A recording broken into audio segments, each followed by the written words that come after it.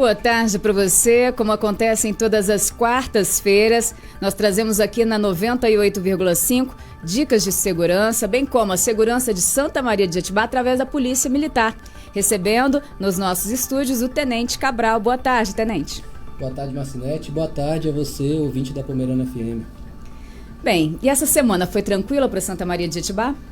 Olha, Marcinete, foi uma semana um pouco mais tranquila, né, em relação à semana passada que a gente, na ocasião que a gente havia conversado, porém tivemos sim algumas ocorrências relevantes aí na nossa cidade de quarta-feira para cá.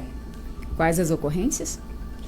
Bom, tivemos alguns casos de violência doméstica, né? Esse eu acho que não passa uma semana sem, né? É difícil, né? Mas a gente é bom a gente bater nessa tecla, sim, porque é um tipo de ocorrência que demanda muito do nosso efetivo. E por que recorrente também?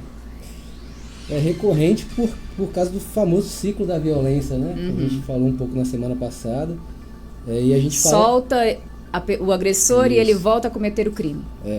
Hoje em dia a legislação está um pouco mais dura, tá, Marcinete? Hoje a mulher ela não tem mais como escolher se o marido vai ficar, o companheiro se retira vai ficar. A denúncia ou Isso, não, né? Porque hoje, antigamente a mulher representava nos casos dos crimes previstos aí na Lei Maria da Penha. Hoje em dia não cabe mais essa representação, né? Ela denunciou ou a polícia teve conhecimento do crime, mesmo que não por denúncia, né? Visualizou aquele crime acontecendo. É obrigatória a condução do indivíduo. Aí agora, se ele fica preso ou não, vai depender, né, da audiência de custódia, do juiz, né, da gravidade desse crime, se foi realmente caracterizada a violência doméstica, né? E só a título de conhecimento, os crimes, né, que são abarcados pela Maria da Penha são os crimes que a gente já conhece: ameaça, lesão corporal, leve ou grave, né? Estupro marital. Isso, né? Os crimes sexuais, né? Estupro, perseguição, crime de stalking, né? Que está muito em voga agora, que é quando a pessoa fica perseguindo a outra, mesmo que por meios informáticos, né? Mensagens. Só que esses crimes que já são naturais para a população em geral, eles sofrem, né, um agravamento pela Lei Maria da Penha diante, né, das situações de vulnerabilidade, né? Que é o caso, né, de muitas mulheres hoje em dia em relação a seus relacionamentos, né? Na verdade, sempre houve, né? Só não tinha uma lei que amparasse as mulheres. Que chamasse atenção para esse tipo de situação. E por que é importante a gente conscientizar nosso ouvinte? Porque, além de ser algo recorrente, e eu chamo a atenção aqui que possui uma cifra negra muito grande, muitos casos não vêm à tona, né? Pelo silêncio aí da vítima, por acontecer no ambiente familiar, na residência. Mais familiares pedem para perdoar, né? Isso, né? A gente tem por a gente morar no interior, a gente percebe que no interior a gente tem essa questão, né, de se manter o casamento, né? Mesmo que esse casamento esteja ali passando por um problema de violência, né? Então a gente tem um pouco isso mais forte aqui, que faz com que... querer manter um casamento à base de tudo, né? À base de tudo, exatamente. Ou apesar de tudo. Ou apesar de... Boa colocação, Marcinete. E a gente tem um fator aqui importante, que é o alcoolismo, né? Que é um grande potencializador. Inclusive, essa semana a gente iniciou aí a parceria com algumas escolas, já realizando palestras para pré-adolescentes, né, e jovens, né? Alertando para essas questões do consumo de droga, de álcool, do cigarro, os prejuízos que isso pode trazer para o cérebro de um jovem em desenvolvimento, né? E como que isso pode tornar ele suscetível a vícios, né?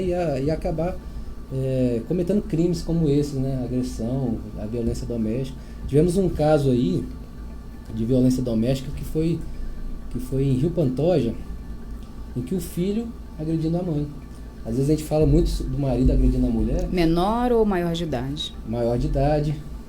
Alcoólatra, chegou a colocar fogo no carro da mãe. Nossa. Ou seja, violência patrimonial, que a gente chama, quando a violência recai sobre um bem daquela pessoa.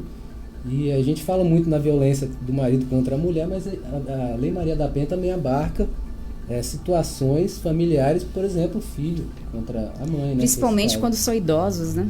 Exatamente, que foi o caso lá, né? Quando a polícia chegou no local, o veículo já estava destruído pelas chamas, né? Alguns vizinhos até tentaram ali com baldes de água dar fim naquele incêndio, mas infelizmente o bem aí foi perdido e esse cidadão foi foi autuado aí pelo crime de lesão corporal, né?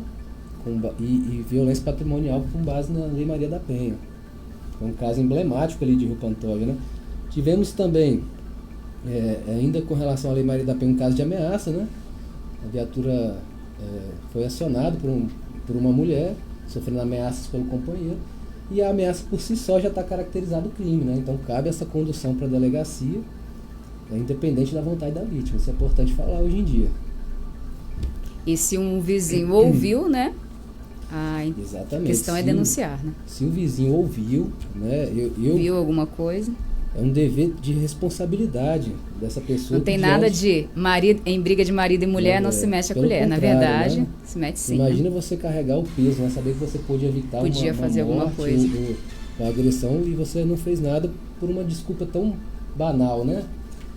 Então, cabe sim essa notícia crime que a gente chama, né? Uhum. Que é quando o cidadão faz essa denúncia para a polícia de um crime que esteja acontecendo. E a gente pede o apoio da população para isso. Hoje em dia, a maioria das nossas apreensões, das nossas prisões são feitas com o apoio da população. Principalmente pelo 181, Disque Denúncia. Algumas denúncias que chegam para a gente também, né, diretamente ali no destacamento, né? O 181 é importante porque ele é totalmente anônimo. Ele pode ser feito tanto pelo telefone quanto pela internet, né? E ajuda a gente a planejar operações, direcionar o policiamento. Porque se não existe a denúncia, a gente não sabe que aquele crime está ocorrendo em determinado local. Então, é importante a participação da população, e ela tem dever legal de ajudar na segurança pública, né? Então, a gente chama a população aí para nos ajudar, chama para responsabilidade também. E ainda nessa temática, Marcinete, dos crimes abarcados pela Lei Maria da Penha, nós tivemos aí na segunda-feira também, ali em Rio Posmões, a prisão de um cidadão com mandado de prisão, pelo crime de agressão, né? Agressão à companheira. Já tinha um mandado o que acontece? De agressão à companheira? Aí cometeu novamente? Isso. Cometeu novamente e o juiz expediu o mandado. Eu vou explicar como que funciona, que é a diferença da prisão em flagrante, que geralmente é a prisão que a Polícia Militar efetua, para aquela prisão pena, que é a prisão após o sujeito sofrer um processo criminal e o juiz decretar a prisão dele, né? A gente tem esses dois tipos de prisão hoje no nosso sistema criminal, que é a prisão em flagrante e a prisão pena, né? Prisões provisórias e prisões pena. Então, quando a Polícia Militar chega no local e o crime está acontecendo, acabou de acontecer, ou o cidadão é preso com elementos que deixem claro que ele cometeu aquele crime, é a famosa prisão em flagrante delito. Então é levado imediatamente para a delegacia e esse indivíduo é autuado pelo delegado. Agora, tem situações em que o policial vai chegar e aquele indivíduo, ou ele não vai estar na cena do crime, não vai ser encontrado, né, ou o flagrante já passou. Às vezes 1 dia, 2 dias que aquilo aconteceu. Então não cabe a prisão em flagrante. Mas o policial, mesmo assim, ele faz o registro daquele fato, né?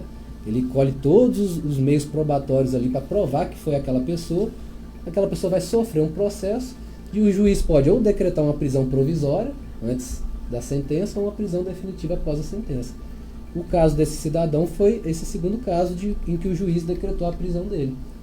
Não era flagrante, ele não foi flagrado, mas a partir da denúncia da mulher, de todos os meios probatórios ali recolhidos, o juiz se convenceu de que ele realmente era culpado daquela agressão e decretou a prisão dele, sim, até para evitar que aquela pessoa viesse novamente a ser vítima do crime, né? Mais ocorrências sobre violência doméstica? Não, tivemos poucas, né? Graças a Deus. Graças a Deus, e também por um trabalho que tem sido feito pela Patrulha Maria da Penha aqui em Santa Maria. Nós tivemos uma outra prisão também, né, que eu me recordei agora, que foi feita durante as visitas tranquilizadoras que são feitas a essas mulheres. A mulher denuncia o agressor? Como que é? Funciona a visita assim, tranquilizadora. Funciona assim, sempre que a mulher vai a uma delegacia ou ocorre, né, um flagrante de caso de violência, ela é perguntada se ela quer ser inserida no programa Patrulha Maria da Penha. A partir do sim dessa mulher, ela começa a receber visitas regulares, ou na residência, ou no local de trabalho, né, onde ela preferir, e o policial vai acompanhar como é que está a situação dela, se o agressor voltou a fazer contato, se possui medida protetiva, se ela retirou essas medidas protetivas e vai fazendo um acompanhamento com formulários, né? São registrados boletins de ocorrência, são feitos relatórios, cada visita é gerado um relatório, né? Esse relatório é mandado para a nossa diretoria de direitos humanos, também é enviado para a CESP, então é feito um controle bem rigoroso, né? Esse é um trabalho que a gente faz por meio de um termo de cooperação com o Poder Judiciário e o Ministério Público, e é importante porque essa semana mesmo nós tivemos um indivíduo que no momento da visita ele estava importunando a mulher e foi preso por descumprimento da medida, né? Aqui também eu queria orientar, né, a nossa população no seguinte, principalmente as mulheres, sempre que ela tem uma medida contra o agressor e ela resolve que quer reatar, se ela não retira essa medida e a polícia chega no local, esse cidadão vai ser preso pelo descumprimento. Com certeza. Porque a medida é uma ordem judicial, então só quem tira é o juiz, né? Então, se ela tem convicção que quer retornar, ela tem que comparecer ao juiz primeiro e retirar essas medidas. Senão, mesmo que arrependido e reabilitado, vai ser preso. Essa pessoa pode ser presa, né, por descumprimento da medida. E em relação a furtos e roubos? Tivemos, infelizmente, Marcinete, um furto de celular em residência, mas foi um caso muito específico. Por que específico? Foi específico e até inédito, né? Eu digo porque 11 anos na minha carreira eu nunca tinha visto, pelo menos no interior, esse tipo de ocorrência, né? Foi mais um desacordo comercial, né? Um cidadão, né, contratou um programa de um outro cidadão, não pagou e esse cidadão se sentiu no direito de subtrair o celular dele. Sim, para receber, né? Então foi um caso específico, né? Não foi um crime de momento ali, né? Não é muito comum a gente ver esse tipo de situação. E tivemos também mais um furto de motocicleta, na região de Rio Posmoza, ali em Rio Viado. Então você que possui motocicleta, a gente vem insistindo aqui, né, que nos ajude aí tomando certas medidas de segurança, né? Porque a Polícia Militar não vai conseguir estar em todo local, a todo momento. Nem né? para tantas motocicletas. Nem para tantas motocicletas. Temos muitas motocicletas em Santa Maria.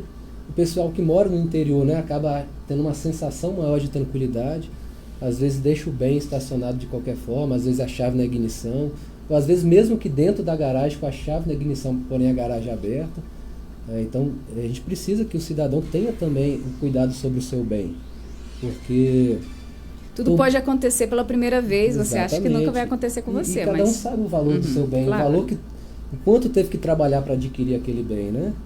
E crimes patrimoniais geralmente são crimes no qual a pessoa não fica muito tempo presa. Então é muito comum que ela volte a delinquir, mesmo que presa. Por que as pessoas não ficam muito tempo presas nesse caso de crimes patrimoniais? Mesmo quando ela faz...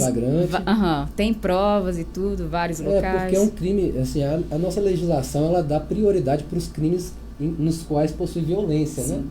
O furto não é um crime com violência. A pessoa simplesmente vê um bem desprotegido e subtrai. Se aproveita. Né? Se aproveita. E a legislação e a pena para o crime de furto também, de 1 a 4 anos, é uma pena bem baixa.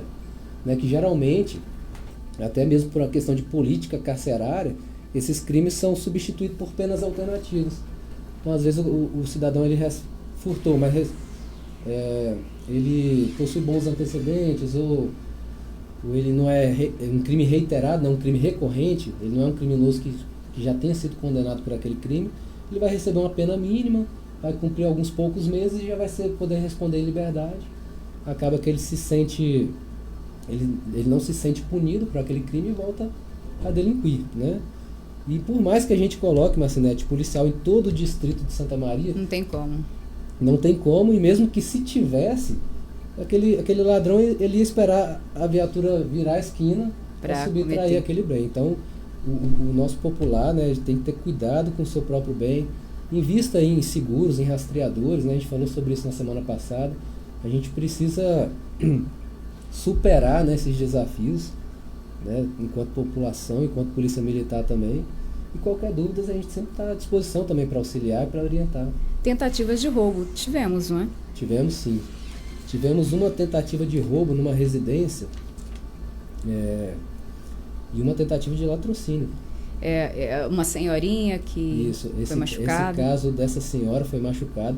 Foi um crime Isso aconteceu no dia 4, né?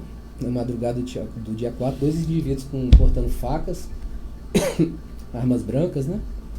A gente costuma chamar. Invadiu a residência, tinha uma senhora nessa residência e um filho. Eles renderam essa senhora, chegaram a agredir ela. Perdão. Aí o filho reagiu, pegou uma enxada, e aí de posse dessa enxada conseguiu espantar esses criminosos. Eles não tiveram êxito aí. Eles sabiam que os moradores estavam em casa? Pelo que a gente percebeu, sim, porque eles já foram armados, né? Já esperando que tivesse. Eu imagino que eles acharam que só tinha a senhora dentro da casa, né? Ah, sim, não esperavam. Não esperavam pelo filho, por isso o crime não se consumou. Eles não foram localizados, né? Até porque estavam de balaclava, né? Aquela touca ninja que a gente chama. Mas o fato foi registrado e está sendo investigado pela Polícia Civil. Outras tentativas de roubos ou roubo? O latrocínio, para quem não sabe, o latrocínio ele é o roubo com resultado morte, né? Geralmente quando há um roubo e a morte do indivíduo a gente chama de latrocínio. Sim. É o crime com a pena mais grave hoje no nosso sistema jurídico. E nesse caso aqui, peço desculpa aí aos ouvintes. Sem problema, estamos ao vivo. Nesse caso foi um latrocínio tentado, ou seja, houve a tentativa contra a vida da vítima, mas ele não veio a óbito. Só que é um crime assim, apesar desse enquadramento meio estranho. Foi em que localidade? Foi na Vila Jetibá. Porque o cidadão não chamou a polícia, a polícia só ficou sabendo porque recebeu o aviso do hospital que havia um indivíduo baleado. Né? Baleado ainda. E isso foi baleado na perna.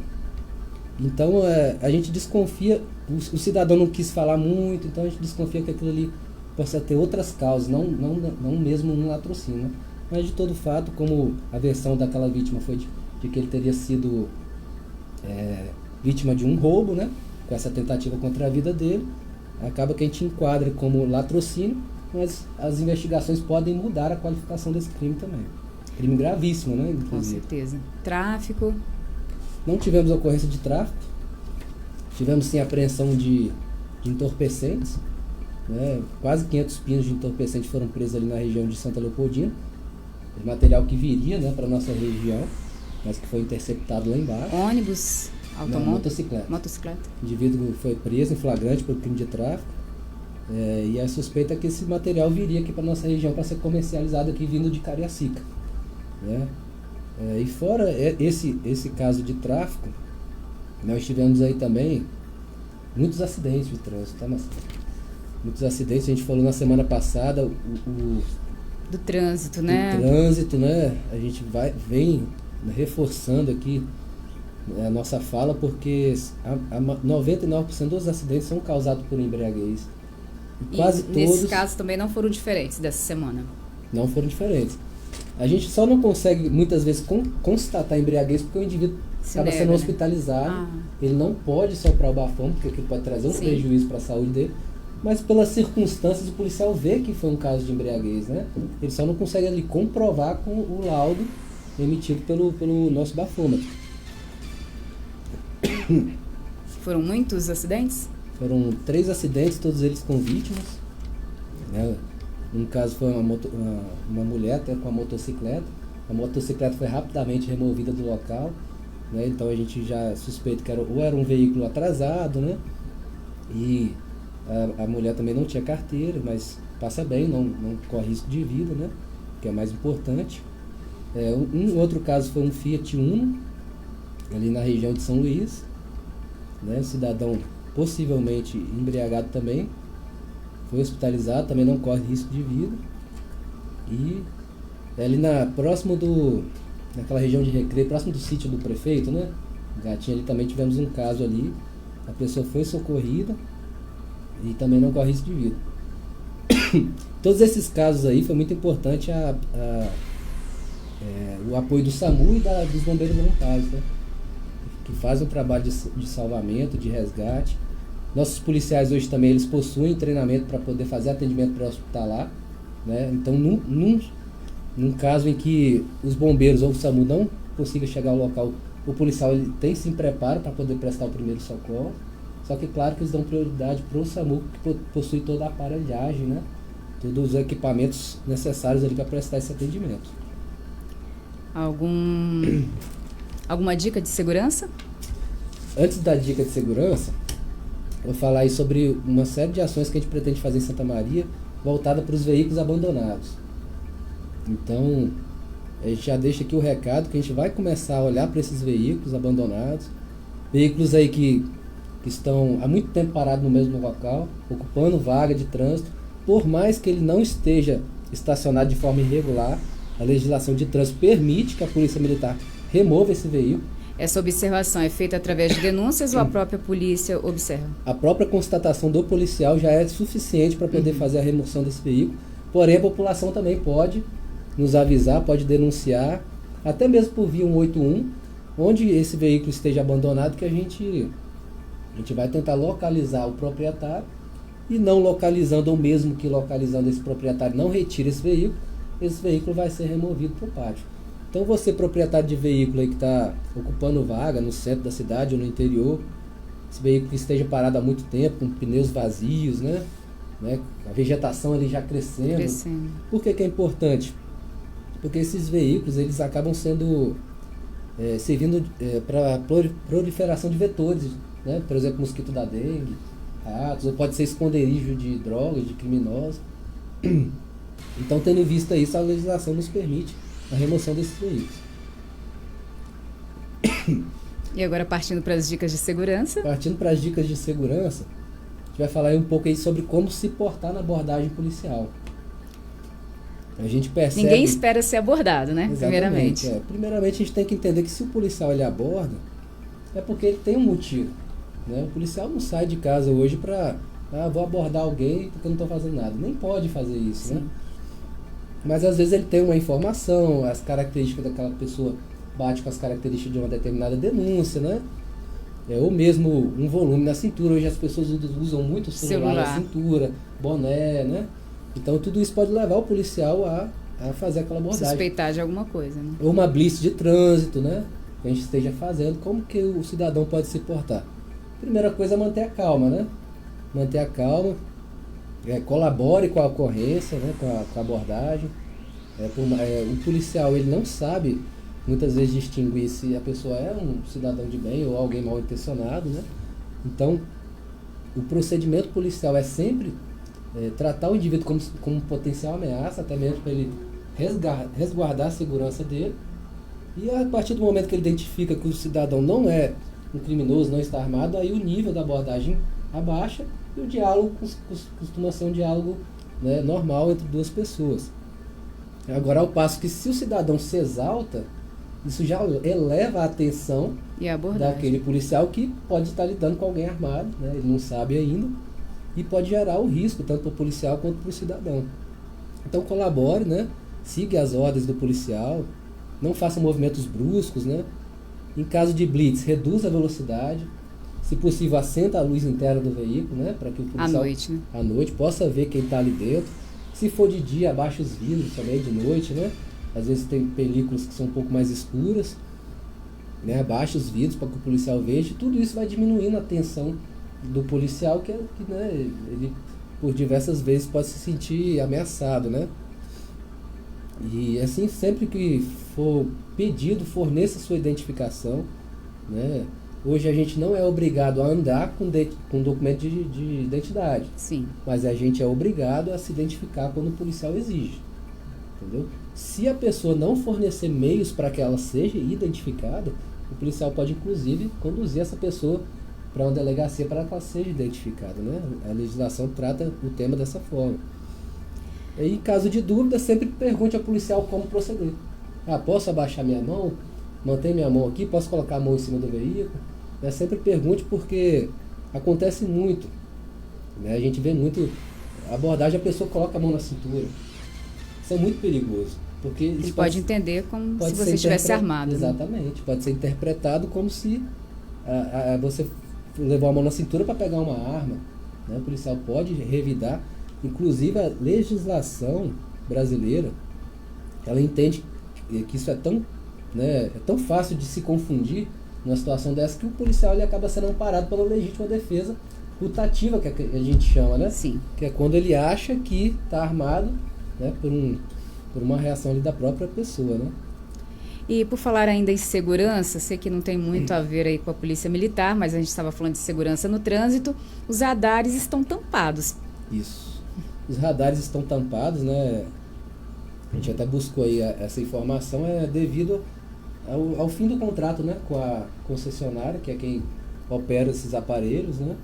O serviço terceirizado é mesmo só o de manutenção dos equipamentos, porque quem emite os autos aí é o órgão autuador, né, o DETRAN, ou o DR, mas com o término desse contrato o serviço foi descontinuado e os aparelhos foram isolados, né? Então eles não estão funcionando.